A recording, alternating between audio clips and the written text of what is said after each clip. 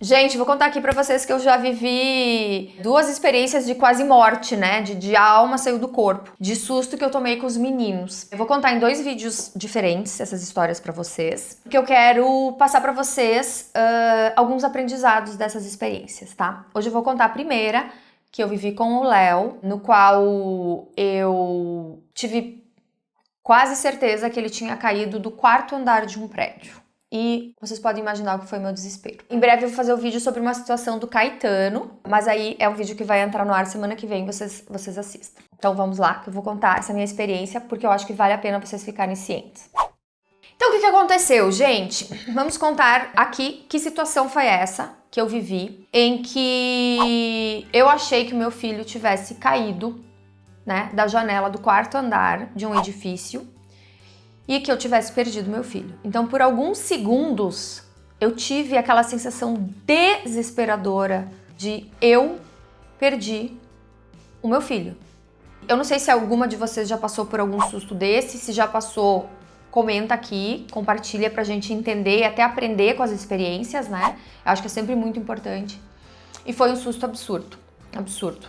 Na época eu compartilhei no Facebook do Macetes de Mãe, porque era onde eu era muito engajada na época. E foi aqueles posts assim que explodiram de comentários. Bom, o que aconteceu? Nós viajamos, o Léo tinha em torno de 2 anos e 1 mês.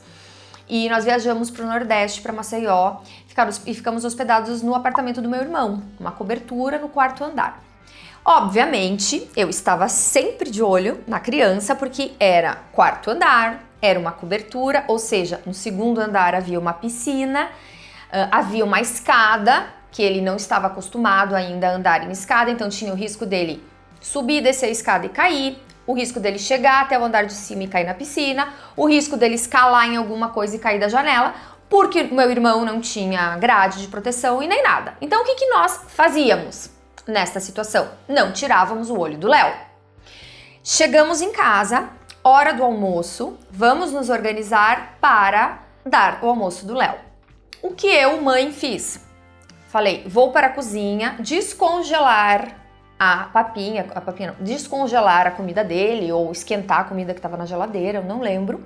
A cozinha era ao lado da sala. Meu pai estava na sala e eu pedi, pai, você pode ficar de olho no Léo enquanto eu fico na cozinha? E a minha mãe foi resolver alguma coisa no quarto, né? Então estávamos divididos, cada um na sua tarefa. Minha mãe foi fazer alguma coisa no quarto, eu fiquei na cozinha, meu pai estava de olho no Léo. Mas com o que a gente não contava? Com a inexperiência do meu pai em cuidar de uma criança. Para ele, o ficar de olho no Léo era sentar ao lado do Léo e assistir TV. E o Léo, muito discretamente, saiu do lado dele e sumiu. Quando eu saí da cozinha e cheguei na mesa de jantar, que ficava entre a cozinha e a sala, eu lembro até hoje, eu falei, cadê o Léo? Meu pai falou, tá aqui.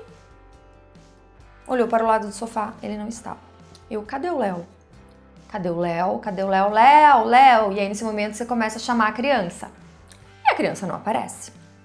A criança não aparece. Você não sabe exatamente se ela não aparece porque ela tá brincando com você, ela tá querendo te pregar uma peça, ou se ela sabe que ela já fez alguma coisa errada porque a situação começa a ficar tensa naquele momento. Primeira coisa que eu fiz, eu voei escada acima, olhei a piscina. Não estava na piscina. Deus Pai, tá tudo bem, ele tá em algum lugar dentro da casa. Gente, nós abrimos todos os guarda-roupas da casa onde ele podia estar escondido. A gente puxou todos os móveis onde ele podia ter entrado atrás. A gente abriu as cortinas.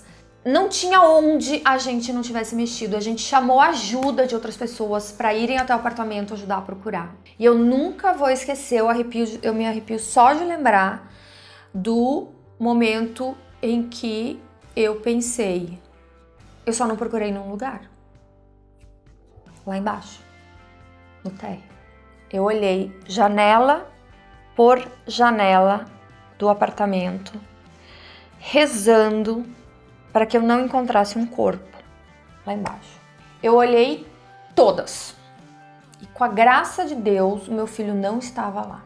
Eu falei, bom, se ele não estava lá, se a porta está trancada sem a chave, ele não saiu.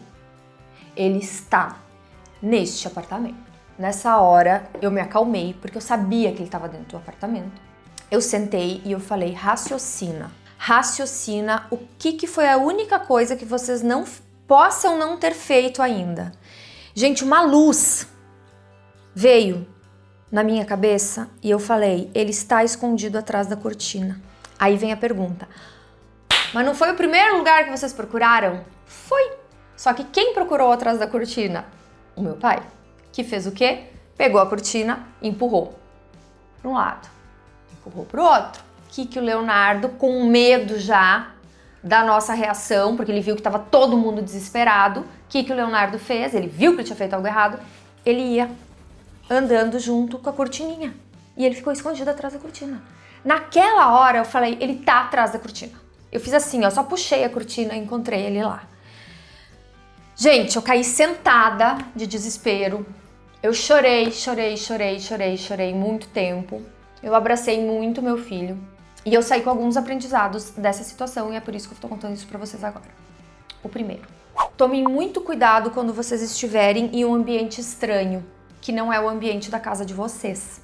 Tomem cuidado não duplicado, tomem cuidado triplicado. Então assim, eu tinha tomado vários cuidados, eu sabia que aquela não era minha casa, eu sabia que não tinha tela, eu tava ligada, mas eu cometi o erro de menosprezar aquele pequeno momento num lugar que não era minha casa, que eu não tinha total controle. Então, tripliquem o cuidado num ambiente estranho.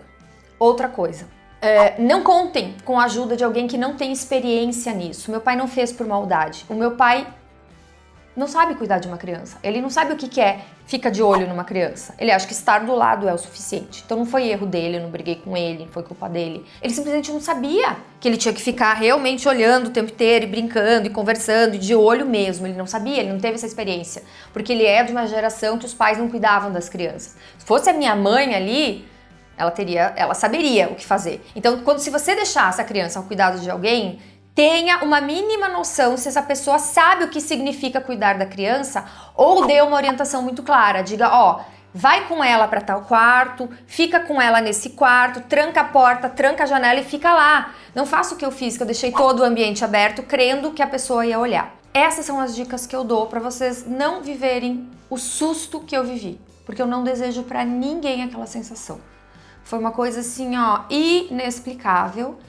E ficou como aprendizado. Cuidado triplicado quando a gente está na casa de outras pessoas. Se você deixar essa criança aos olhos de alguém em algum local que não é 100% seguro, mantenha um ambiente menor, separadinho, um quarto, com porta fechada, tenha certeza que dali a criança não vai sair e fique o mínimo de tempo possível longe, né? Então, em ambientes estranhos, o importante é você ficar realmente de olho na criança, se você não puder, tomar cuidados especiais. Espero que esse vídeo seja útil. Se você acha que vale a pena compartilhar essa história com outras pessoas para elas ficarem alertas, então fica a dica. Um beijo, gente, e até a próxima.